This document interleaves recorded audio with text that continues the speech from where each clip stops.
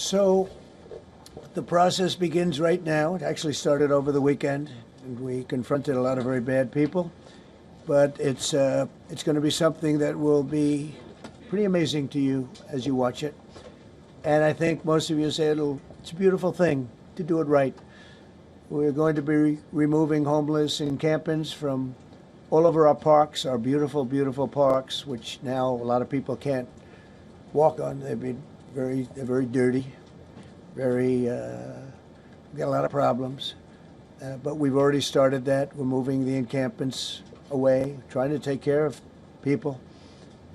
Some of those people, we don't know how they even got there. Some of those people are from different countries, different parts of the world. Nobody knows who they are. They have no idea, but they're there.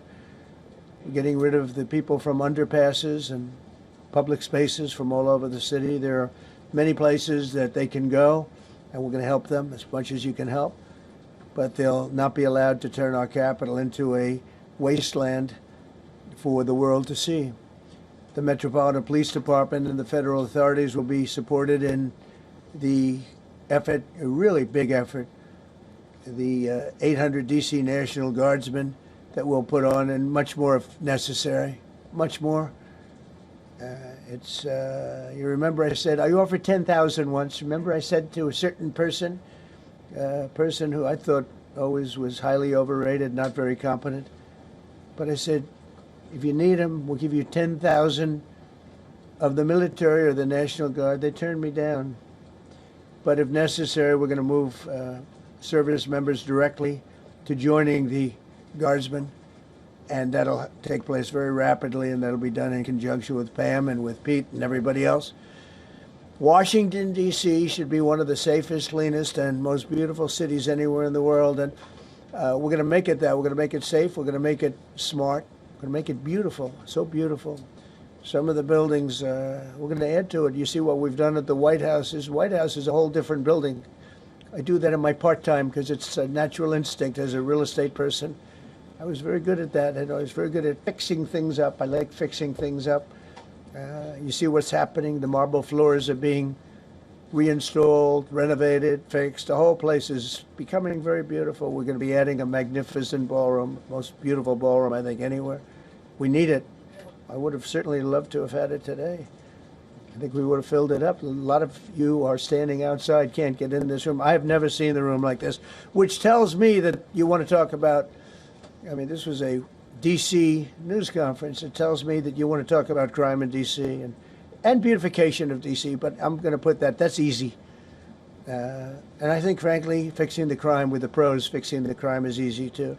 A person who I've known for a long time, and she's been incredible. She was a fantastic, one of the best ever district attorneys in New York. She was in Westchester, and she became a judge, very successful judge.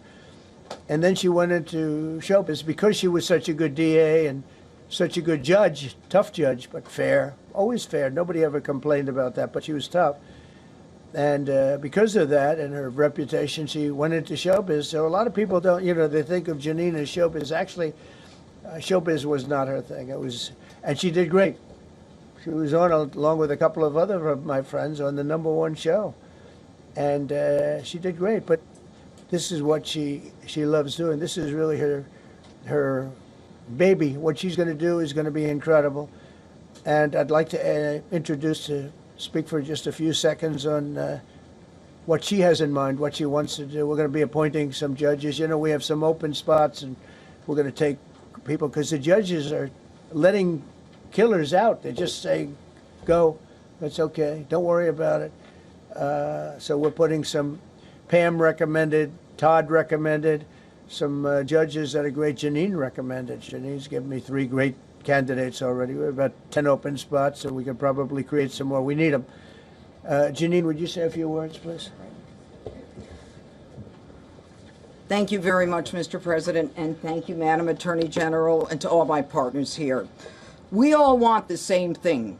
We all want a safe city. We want a safe capital. We want to be able to bring our families here. We want to be able to come and enjoy the history that makes this place great. And unfortunately, We are not in that position right now. And Mr. President, I want to thank you for taking the step that we need right now to make criminals understand that they are not going to get away with it anymore. And I'm not going to stand here and go over and over the cases. But what I can tell you is this. I see too much violent crime being committed by young punks who think that they can get together in gangs and crews and beat the hell out of you or anyone else. They don't care where they are. They can be in DuPont Circle, but they know that we can't touch them. Why? Because the laws are weak. I can't touch you if you're 14, 15, 16, 17 years old and you have a gun. I convict someone of shooting another person with an illegal gun on a public bus in the chest, intent to kill. I convict him. And you know what the judge gives him? Probation. Says you should go to college. We need to go after the DC Council and their absurd laws. We need to get rid of this concept of, no cash bail. We need to recognize that the people who matter are the law-abiding citizens, and it starts today. But it's not going to end today, because the president is going to do everything we need to do to make sure that these emboldened criminals understand we see you, we're watching you, and we're going to change the law to catch you. And my final note is this. These kids understand that the jurisdiction is through the State Attorney General, Brian Schwab. I did a poster of the young man from Doge who was beaten bloody with a severe concussion, a broken nose. And then I did a poster of what happens to those kids, because I can't arrest them, I can't prosecute them. They go to family court and they get to do yoga and arts and crafts. Enough. It changes today. Thank you, Mr. President. Thank you, Jim. You're welcome. Great job. Thank you. If I could, I just signed some executive orders. I'd like to have Will please come up, and we'll let the people know what we signed. Do you want to put them down? Yes, sir. Go ahead. A short while ago in the Oval Office, President Trump signed two crucial executive actions to deal with the emergency crime conditions we currently face in the District of Columbia. The first of these was an executive order, as President Trump said before, invoking his powers under Section 40 of the Home Rule Act to take federal control of the D.C. Metropolitan Police Department. Along with that executive order, President Trump signed the statutorily required notification letters to Mayor Bowser and to the relevant House and Senate committee leaders. The second major executive action that President Trump signed was a presidential memorandum directing the Secretary of Defense to utilize the National Guard to address the conditions we see on our streets here in D.C. It also authorized the Secretary of Defense to work with state governors to utilize their National Guard units if necessary as well. These are bold, decisive steps intended to combat the out-of-control crime conditions we've seen on D.C.'s streets for far too long. And I, for one, am deeply proud to be part of an administration that's finally coming to terms with these issues, sir. Thank you very much. Sir. Thank you. So, just to conclude, Washington, D.C. should be one of the safest, cleanest, most beautiful places anywhere in the world. It was years ago. We had one problem that was a pretty big problem. The radical left got out of control and they started trying to rip down statues. And I said, let's go pass a law real fast. We're going to do it real fast. But we were blocked by the Democrats who do not want safety. Nobody gets it. I don't get it. They don't get it because they can't get votes. I don't know how they can win an election with this, but they don't want safety. And I found an old statute, very old, early 1900s, that said if you so much as touch or even think about destroying a statue or a monument in Washington, D.C., you go to jail for 10 years with no probation, no anything. In other words, slightly different than we have today. Today we have cashless bail. There you get jailed 10 years. No curtailed sentence, 10 years. And we took it out. Nobody used it. It was never used because, it was harsh. And you remember they started to rip down the statue of Abraham Lincoln. I said, that's a tough one to rip down. That's He was pretty good, Pam. I think he was pretty good. When the ropes started going around Abraham Lincoln to pull him down, Andrew Jackson, others, and they were heading to the Jefferson Memorial, Thomas Jefferson. They're going to do a big number there. I said, it's time. And I signed that statute immediately. We had it updated. We made it use the same language, all passed by Congress. And I announced it's 10 years in jail, no probation, no anything, 10 years, no curtail sentence if you touch, so much as touch a statue in Washington, D.C. And it was an amazing sight, beautiful sight. Everybody just left. The ropes were hanging around Andrew Jackson, and there were 2 ropes around Abraham Lincoln. They left the rope, but everybody just left. And that was the last problem we ever had. You know, that was the last problem that we ever had with the statues. They were going wild, and somebody came to me and said, sir, in 1910, I don't want to give you an exact because you'll say, Donald Trump gave us wrong dates around like early on. You know, if I'm slightly off, they make you sound a little bad. So I won't put myself in that position. I won't put you in that position because I think everybody agrees with what we're doing today. But when I signed that thing, it was like a miracle. Everybody left. They were gone. They were starting to march down. They started the march toward Thomas Jefferson. And I figured he was always going to be safe. But they found something with him, and they found something with Abraham Lincoln. And even in the name George Washington in California, numerous places changed the name of George Washington High School and various other places. They took George Washington's name. This was a sick, woke culture that I think we've largely ended. And a lot of those people that were woke are now turning out to be the opposite. I won't go so far as to say MAGA. It's a very special category. But they've gotten out of that. But we have people that love this country, and they love this really beautiful capital. It is. I flew over it the other day, and I said, what a beautiful place. But if there's crime all over the streets, when you get there, it doesn't look so beautiful. But we're going to make it beautiful again. We're going to fix it with crime, and we're going to also, as we're doing that, we're going to start doing things that we know how to do, that I know how to do better than anybody, I guess, because of my experience from previous life. But not only are we stopping the crime, we're going to clean up the trash and the graffiti and the grime and the dirt and the broken marble panels and all of the things they've done to hurt this city. And we're going to restore the city back to the gleaming capital that everybody wants it to be. It's going to be something very special. All of these people are really tough. Could I shake your hand, Gaddy, please? You're going to be so important here. You're going to be that guy. I hope I don't have to fire him in 2 weeks because he's too soft. I don't think he's too soft. If I do, I will, though. Is it okay if you're soft, weak, and pathetic, like so many people? I will fire you so fast. You're not going to have to worry about that. No, I think you're going to do a fantastic job. And everybody in this room, they may not express it, but they all want that to happen. You know, they want to be safe, and they have families too.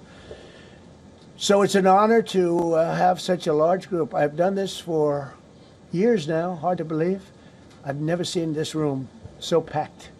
In fact, I'm sure it's a violation of every fire code. But we'll let you stay anyway. You're taking a chance. And with that, we'll say, maybe if you could, oh, wow. We could be here all day long. If we could keep the first questions, perhaps, to this subject, and then we'll go on to a few others. Please. Mr. President, thank you so much. Can you talk about how personal of an issue this is? We talked about flying over the Washington Monument and seeing the pride of what D.C. is, and do you believe that the status of the city, the cleanliness, the way that crime is low, is a direct reflection on how the country is run? Yeah, I do. I think the Capitol, look, everyone comes here. They're all coming. All the leaders, they're all wanting to come. And I say it, I've said it again, but I'm really just quoting other leaders from NATO, from the Middle East, King of Saudi Arabia, Qatar, UAE, I was over there. We brought back $5.1 trillion of investment into our country. But I was, a month and a half ago, I was at NATO. We had a great thing. They agreed to put up 5% instead of 2%. 2% they didn't pay, 5% is already paid. We had a great meeting, and they all said the same thing. They said our country was dead. They thought our country was gone. 1 year ago, they said your country was dead. And now you have the hottest country anywhere in the world. We do. We have the hottest country in the world right now. The tariffs have helped. It's given us not only the money, it's billions, trillions of dollars of money, but it gives us great power over enemies. We solved 5 wars with Pakistan and India. We just solved one, Azerbaijan, and as you know, in Armenia. A war was raging for 37 years. And the 2 leaders got up and they said, we never thought this would be solved. Russia tried to solve it. They all tried to solve it. It was a very tough situation, but we got it done and got it done. And I said to the 2 men, I said, are you guys friends? And they had a hard time.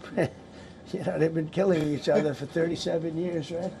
The one was there 5 years, one was there for 22 years. He said, my whole life I've been fighting this war, and you got it solved. But we did many of those. We did in the Congo and Rwanda.